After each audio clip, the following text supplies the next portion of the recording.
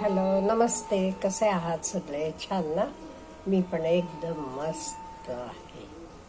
आजचे भागात आपण लग्नाचे वास्तवाबद्दल बोलूया. ओके, लग्न म्हणजे एकदम खुशीत असतात.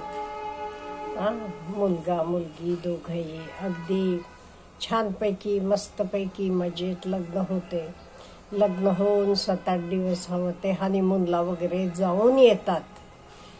हनीमूनला वगैरे जाऊन सगळं अगदी मजेशीर असते. मग कुठे अगदी छानपैकी हॉटेलमध्ये राहिलेले असतात. मस्त एन्जॉय केलेलं असते. काही जबाबदारी नाही, काम नाही, काही नाही. सगळं आटपून येतात घरी.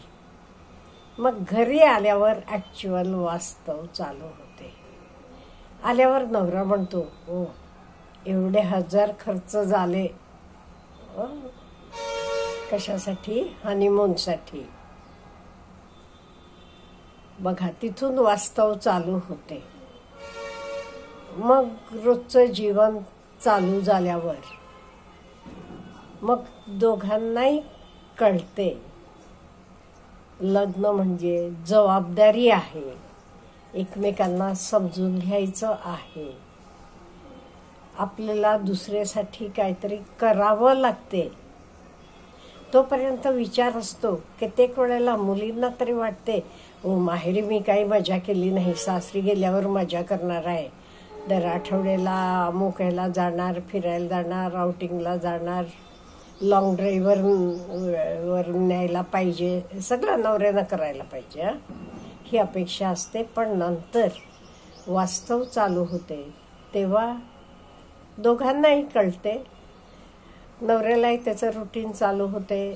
तो कामाला ह्याला त्याला जात असतो. ही पण काम करणारी असली की हिलाही जायचं असते. पण नंतर इथे आल्यावर आपल्या जबाबदाऱ्या चालू होतात. एस्पेशली मुलींचे बाबतीत जास्त फरक पडतो. का म्हणजे ती तिचं माहेरचं घर सोडून आलेली असते. आणि माहेरी काय असते? कामाला जात असली तरी आई तयार करून डबा देत असतीये हातात. पण सासरी आल्यावर असं होते का? काही एक्सेप्शन्स असतील. मी सांगते म्हणजे सगळीकडे 100 ठिकाणी असंच होते असं नाही. काही एक्सेप्शन असतील. काही सासवा अगदी डबा सुद्धा करून सुनेचे बॅगेत ठेवणाऱ्या असतील.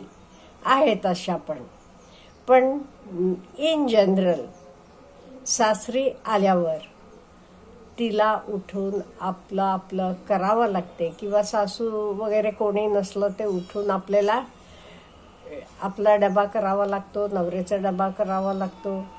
सगळं आवरून जावं लागते. घरातला हवं नाही आणणं सगळं बघावं लागते. ह्या सगळ्या जबाबदाऱ्या चालू झाल्या की वाटते मी बघितलेले स्वप्नासारखं लग्न नाही. लग्न काहीतरी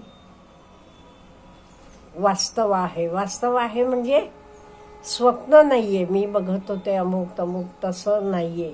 इथे सगळं मला करावं लागते. मग कुरकुर चालू होतीये. आईला फोन करतीये अमुक तमुक वगैरे. आणि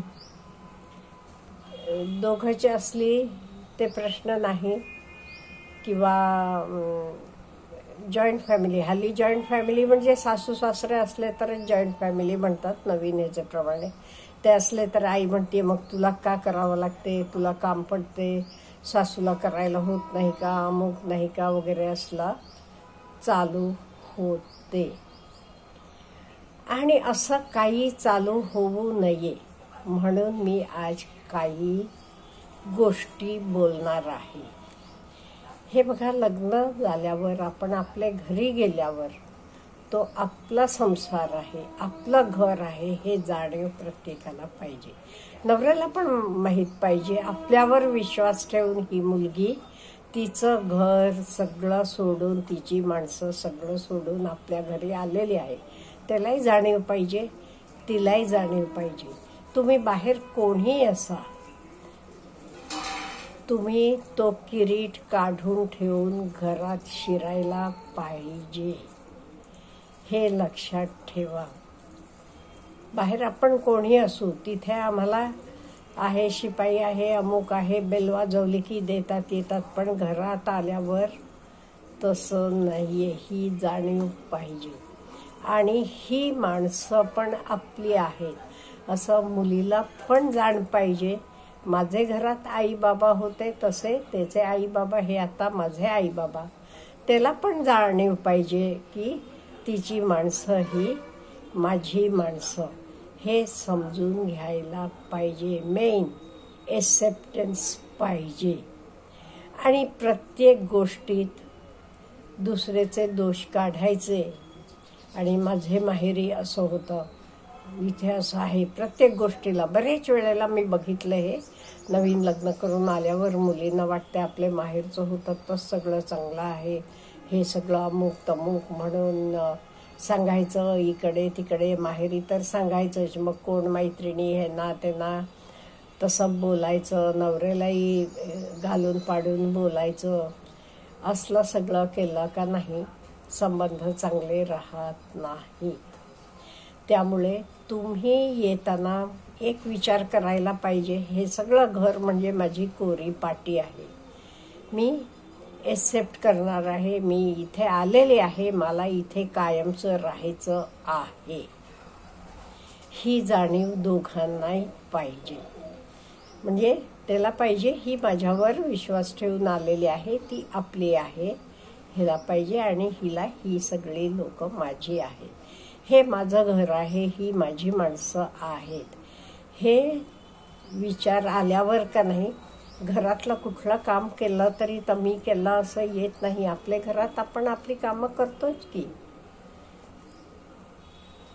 हो का नाही? आपल्या घरात आपण आपली कामं करतो. मग त्याच्याबद्दल काही कोणालाही सांगायचा प्रश्न नाही. आज उठल्यावर मी चहा केला, काय आपल्या घरात आपण चहा करतो, आपल्या माणसांना देतो. त्यामुळे आपलं हे मानणं हे पहिलं पॉइंट आहे. दोघांनी मानून घ्यायला पाहिजे. हे आपलं आहे, हे आपलं आहे. तुम्ही मानत नाही तोपर्यंत तुमच्या तक्रारी असणार. हे आपलं आहे मानलं का नाही, मग तक्रारींना जागत नाही आहे. काही तक्रारी असल्या तरी तुमचं तुम्ही त्या सुधारायला पाहिजे.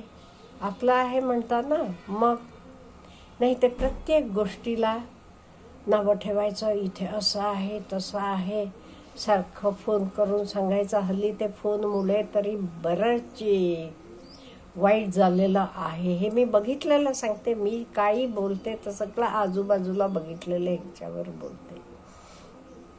त्यामुळे पहिलं ही सगळी माणसं माझी आहेत, हे सगळं माझं आहे, हे सगळं आपलं आहे. त्यामुळे मला काही चांगलं केलं तरी ह्या लोकांसाठी करायला पाहिजे, हा विचार पाहिजे. नाही ते काय होते, हल्ली सगळे माझं करायला पाहिजे, मला सगळे रिस्पेक्ट द्यायला पाहिजे. हल्लीचं नवीन हे आहे, रिस्पेक्ट द्यायला पाहिजे. अहो रिस्पेक्ट देतील ना, देणार नाही म्हणत नाही, पण तुम्ही काहीतरी तुमचं करून दाखवा ना. तुम्ही त्या लोकांना वाटेल तसं नावं ठेवणार, वाटेल तसं बोलणार, वाटेल तसं वागणार, मग तुम्हाला कोण कसं रिस्पेक्ट देईल?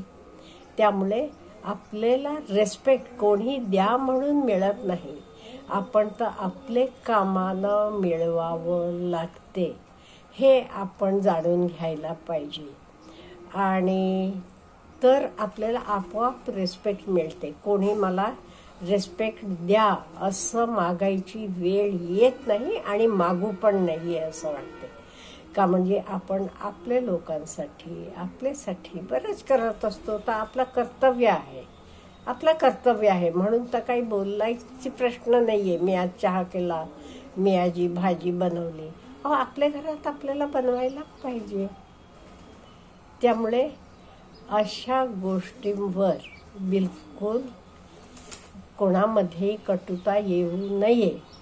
त्यामुळे आपण लग्न झाल्यावर नवऱ्यानं मानायला पाहिजे ही आपली आहे आणि तिची माणसं पण आपली आहेत. हिनं मानायला पाहिजे ह्याची माणसं ही माझी माणसं आहेत, मला आयुष्यभर इथे राहायचं आहे. ही जाणीव असली का नाही सगळं व्यवस्थित होते. आणि ही जाणीव नसली की मात्र बिघडत असते आणि कोणी आपल्यासाठी हे करा तर करा, आधी आपण करायचं लोकांसाठी आणि नंतर लोक आपल्यासाठी करतात, हे आपण जाण ठेवली का नाही, अगदी सुखाचं होऊन जाते आणि हे सुखाचं व्हावं अशी माझी अपेक्षा आहे. त्यामुळे लग्न म्हणजे फक्त लग्न हे झालं, हनीमून झाला तेवढं नाही आहे, त्याचे नंतरचं आपलं आयुष्य आपण काढतो हे महत्त्वाचं आहे आणि तो आपण स्वीकार करायला पाहिजे. अच्छा, हॅव ए गुड डे.